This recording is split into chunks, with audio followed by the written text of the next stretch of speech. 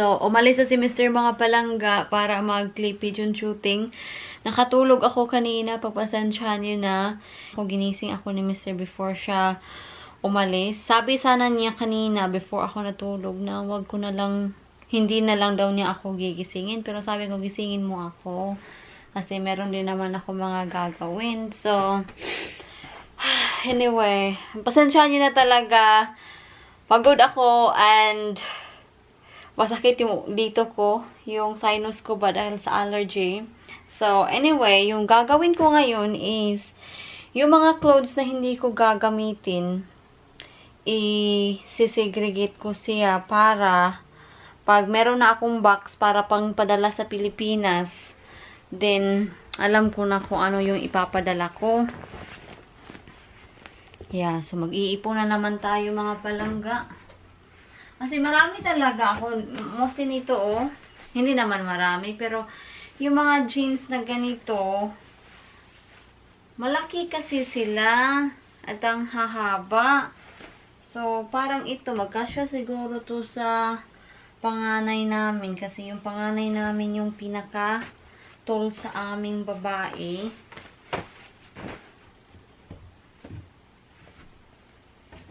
So, hindi ko pa alam mga palangga. Let's see na lang. Hindi ko na lang ipapakita sa inyo lahat mga palangga kasi nakakahiya. Ang kalat-kalat ng kwarto namin kasi kanina naglaba ako and kailangan ko pang gawin yung kama. Tingnan niyo, ang duvet wala pa siya talaga, subang kalat at dito makalat. Nakakahiya. So, hindi ko na lang ipapakita lahat. So, ito ipapakita ko sa inyo. So, ito mga palangga, halo-halo to. Ito yung mga damit na hindi ko nagagamit. Merong mga damit dito na galing pa sa Pilipinas, sa dinala ko sa UK. Don't ask me why, pero gusto ko lang silang i-keep. Ito yung attitude ko na gusto kong mag-keep na mga bagay and I don't want to let go. And hindi ko sila nagagamit and yung resulta, yung cabinet ko, sobrang wala ng space, sobrang hindi organized. So, sabi ni Jan na itapon daw yung mga hindi nagagamit. Pero ayaw ko namang magtapon. So, i-send ko na lang sila sa Pilipinas, no? Nasasayangan talaga ako magtapon. Ewan ko kung ganyan din ba kayo, pero ganyan ako mga palangga. Oh, this is nice. Trust your soul, believe your soul. Ah. Hindi, masusuot ko yan. Ito, nahinong ko to. Nakita nyo na to na trinayon ko. Pero, si Mr. hindi niya nagustuhan kasi para daw pamukhang pang chef na pants ba. Gusto ko siya pero ayaw ni Mr. mga palangga. Ang hirap kasi ni Mr. ang hirap niya i-please. Gusto ko magsuot ng mga damit pero ayaw niya mga ganyan, ganito. So, mostly sa mga damit na to, ito sana yung mga dadalhin ko sa Pilipinas pag uwi. Pero yun na nga, napuspon yung uwi natin. Hindi ko pa alam mga palangga kung kailan kami makakauwi. So, ito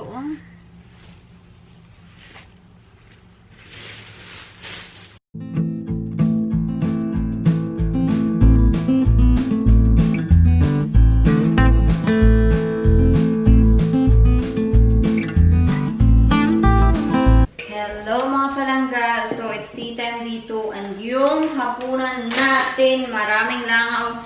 Yung hapunan natin is gagawa tayo ng sweet and sour chicken. First time ko itong gawin. So, ewan ko lang kung magiging okay ba to. So, meron ako ditong chicken breast. Yan. And then, yeah. This is a corn flour. Then, i-mix ko lang. Yung corn flour, nilagyan ko siya ng seasoning. And nagpapainit na din ako ng mantika. You want one cup of oil? No, thank you. Fill that up. So, na-mix ko na siya.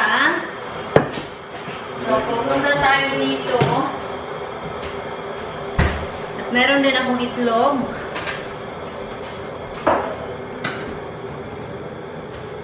And all-purpose flour or plain flour.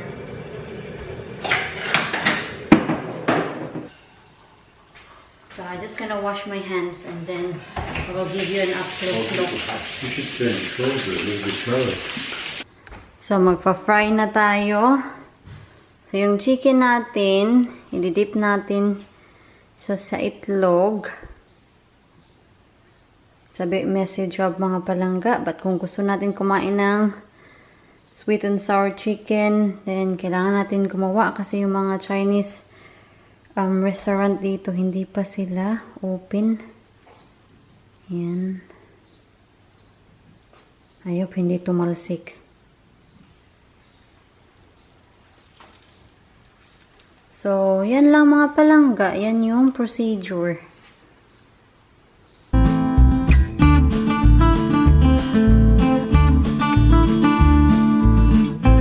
So, yung flour pala, nilagyan ko siya ng seasoning din. Nabanggit ko ba kung ano yung nilagay ko? Nilagyan ko siya ng garlic salt, salt and pepper, and paprika. So, ipa-fast forward ko muna kayo mga palangga ha. Para mapadali ito yung ating ginagawa. Kasi yung oras dito is, 5:06 na.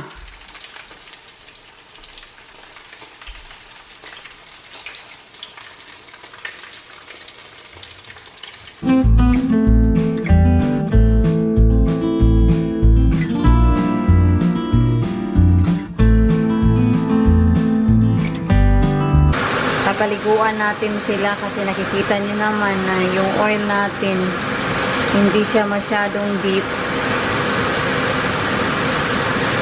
I-flip over natin yung ibang chicken.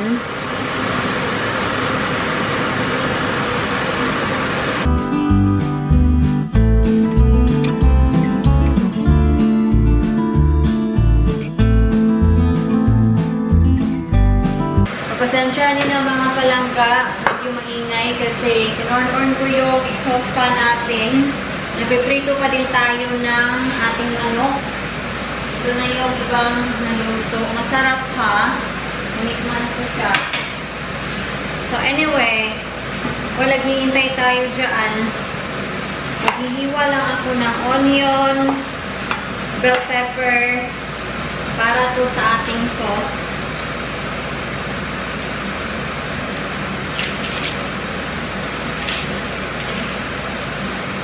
Madami yung niluto natin mga palangga kasi kanina tinawagan ako ng manager ko kung pwede pa daw ako tomorrow mag extra.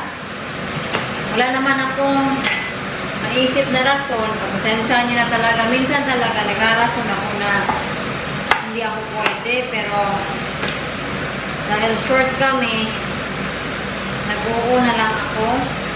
Matagal-tagal na din akong hindi nakapag-extra kaya ayun parang it's time for me to shine naman. Konti na lang. Ayan o. Si Mr. pala nagkakat siya ng grass. Sabi niya it's better be good kasi taking so long. Kanina kasi wala tayong red bell pepper. Peppers ba? Wala tayo. So sabi ko, bumili ka, dumaan ka, kasi yun na nga, nag-shooting siya kanina. So naghintay ako. Yung recipe pala na pinapalo ko, ilagay ko na lang to sa description below. So if you want to check, go ahead. Ito yung gagamitin natin. Lalagay ko na yung onion. Ayan. Until na mag-translucent sila mga palangga.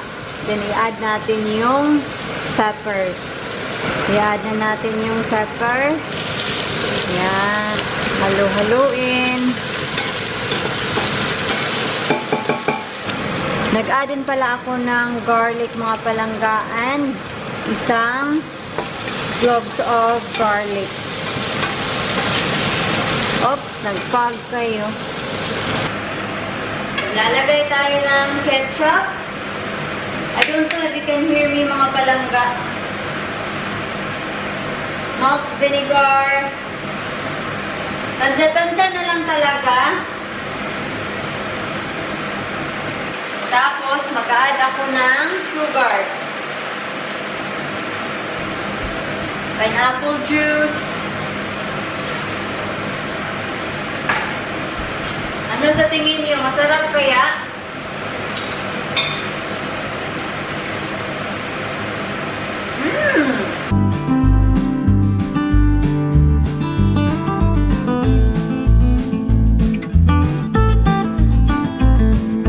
So, yung chicken, mga palangga, nilagay ko na siya sa sauce natin. Kailangan na lang siyang i-mix. So, i-mix-mix natin. A few minutes later. So, ito na yung chicken natin, mga palangga. This is the finished product. Yan. Mukhang masarap, diba? I hope you like it, Han. Ito na yung plate ni Mr.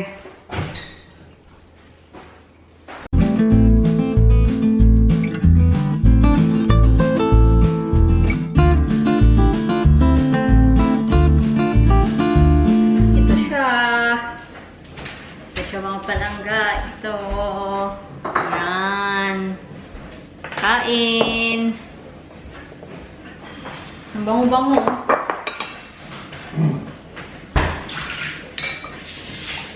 The next day.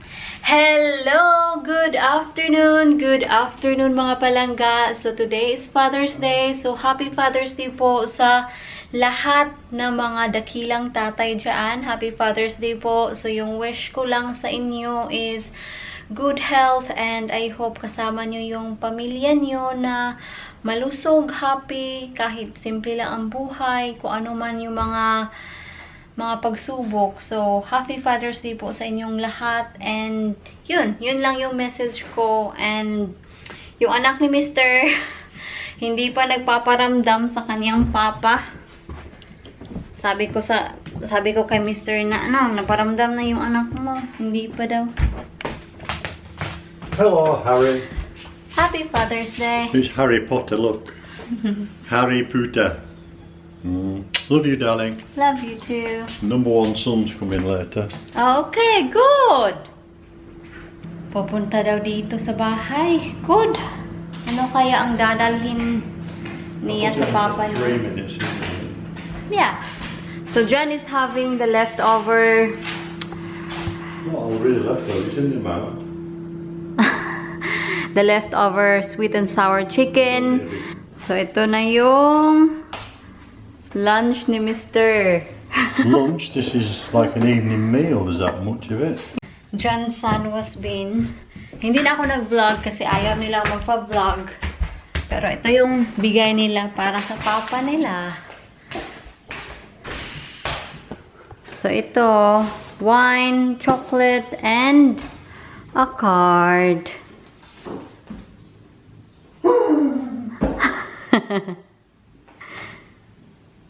What they said? Go out soon. Go out soon. Get some chocolate. So, it's already 4 o'clock here. So, this is our tea. What is it? 1 egg and ham. Yeah. 2 will do, darling. 2 will do. Yeah. Magla-light tea lang kami kasi nakita nyo naman earlier, John has a big dinner. Nilagay ko kasi sila sa freezer, kaya ayun. Ang hirap. Ang hirap i-peel off. So, 4 lang yung gagamitin natin wraps, and ang iba, we will put it back in the freezer. So, yung wraps natin, lalagyan natin siya ng ham, egg, and cheese. Napakita ko na to sa inyo, pero of course, kung hindi kayo nanonood ng the whole video, then hindi nyo talaga mapapanood. Itong idea na to, galing to sa TikTok. Gagamit tayo ng 3 egg. Nalagyan ko ng salt and pepper. They are ready. Yan. So, ito ham. Hindi ko nag-grinit yung cheese natin. Meron tayong itlog, and wraps, and oil. I-ispirihan natin ng konti yung frying pan. Oops, sobrang init na oh.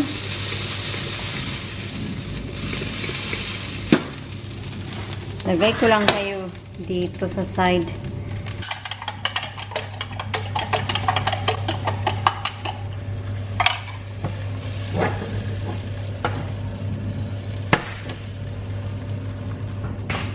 And then, nalagyan natin like that.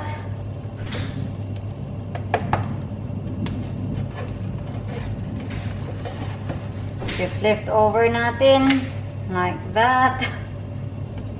And then, lalagyan natin ng ham. And then cheese.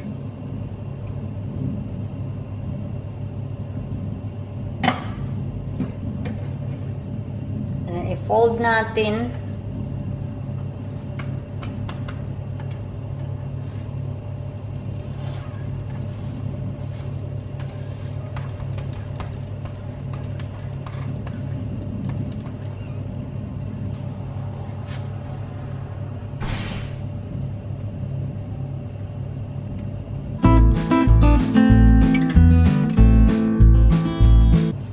Ayan na.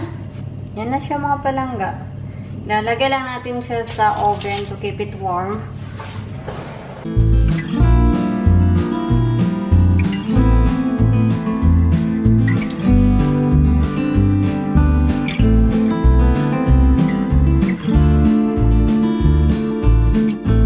So, ready na mga palangga.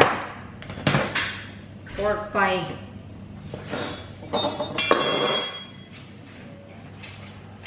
Ay, ang init. Ang init-init ha. Honey, it's ready! So, ito na yung tea natin. Han! Yan. So, kain muna kami mga palangga. Of course, mga palangga, our pudding is our homegrown. Homegrown sausages. Homegrown strawberry.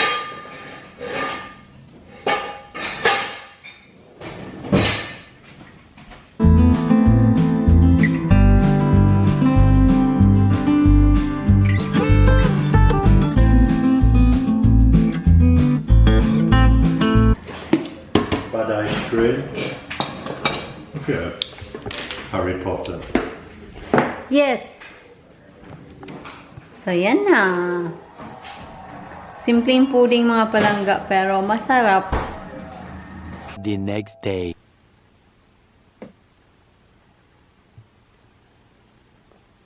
Tingnan nyo yan mga palangga. Can you see that?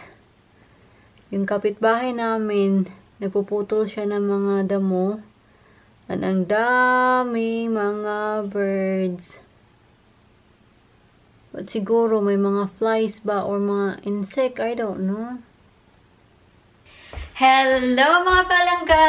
It's another day. So, 12:40 na ng hapon dito and magta-transplant tayo ng ating talong. Yan. So, ito yung talong natin. May tumubong spring onions. Hindi, joke lang. Nilagay ko yung spring onions dyan. And mukhang masaya naman sila. So, dadalhin natin yan sa greenhouse. Sa greenhouse natin sila ita-transplant. Ilalagay ko sila sa pot. Meron tayong 4 eggplant. Magtingin muna tayo sa shed natin kung ano yung available pots. Ay! Hala! Hala mga palangga, yung pintuan nasira. So, ano ba? Oh, pwede to. Itong green sa ating, what do you call this? Talong. Ang lalaki kasi ng iba. That's too big. Yung black ba?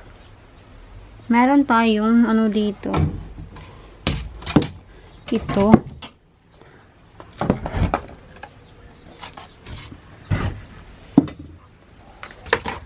So, what do you think mga palangga? Pwede kaya sa isang pot, dalawa yung ilalagay ko at sa isang pot, dalawa din? I think yan yung gagawin ko. Kailangan natin to para sa ating lemongrass. Ilalagay ko kayo dyan mga palangga. I hope nakikita niyo ako.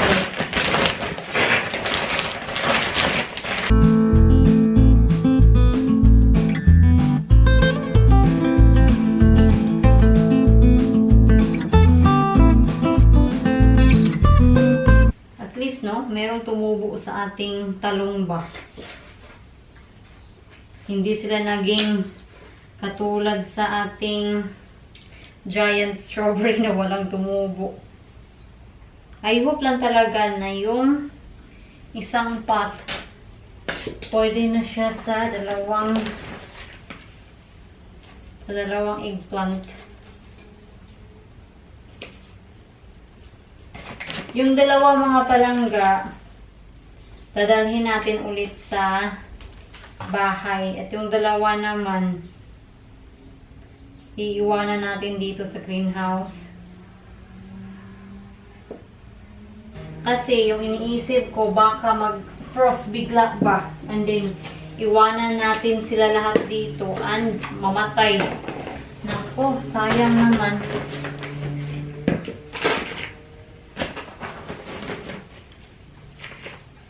Lima pala yung eggplant natin. Ito yung pang-5. Sobrang cute.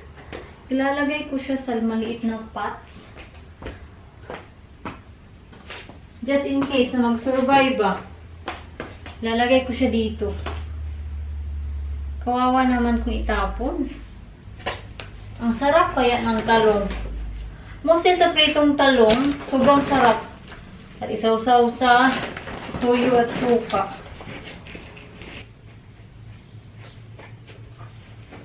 So, yan na. Ang cute naman ito, uy.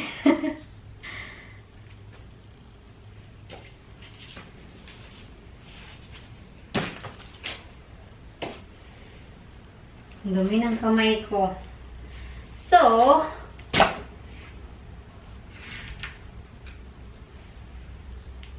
ito mga palangga, ibabalik din natin to sa loob ng bahay. Ito, dadalhin natin to sa loob ng bahay. At ito rin. So, nasabi ko naman, ito, iiwanan natin sila dito sa greenhouse. Itong 3 talong. So, yan sila mga palangga. So, nandito na tayo sa loob ng bahay mga palangga. So, ipapakita ko sa inyo yung lemongrass natin. So, pasensyahan nyo na, nasa baso sila. So,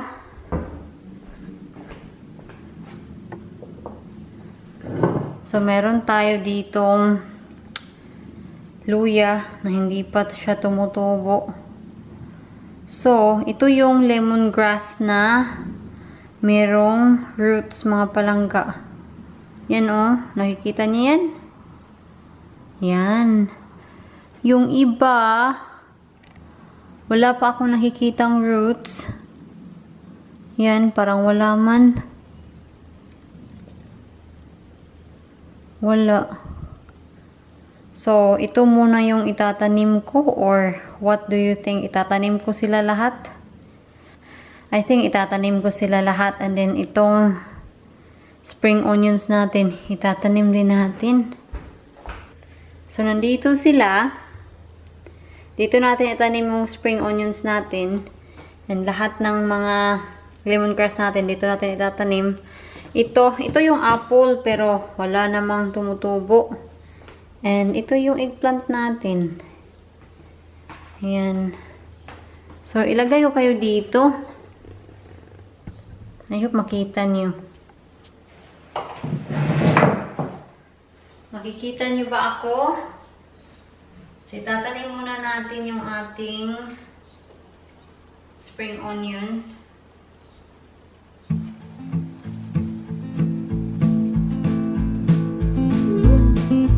And yung lemongrass natin na merong roots, itatanim natin dito. Tanim natin sa gitna.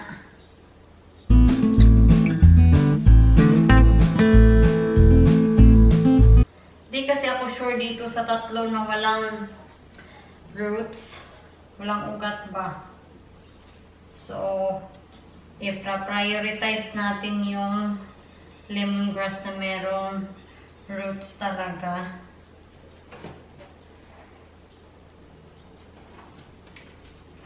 Kukuha lang ako ng tubig, mga palangga. Dito natin ilalagay yung tubig. Ilalagay ko dito yung luya.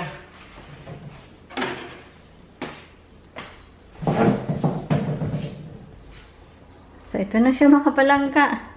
Ito na yung garden natin. Filipino garden. Yan. So, I hope lang talaga mabuhay sila. Mostly sa lemongrass. Kasi ang mahal ng lemongrass dito. Ang mahal-mahal. Sa atin, libre lang yan. Pwedeng hingin sa kapitbahay.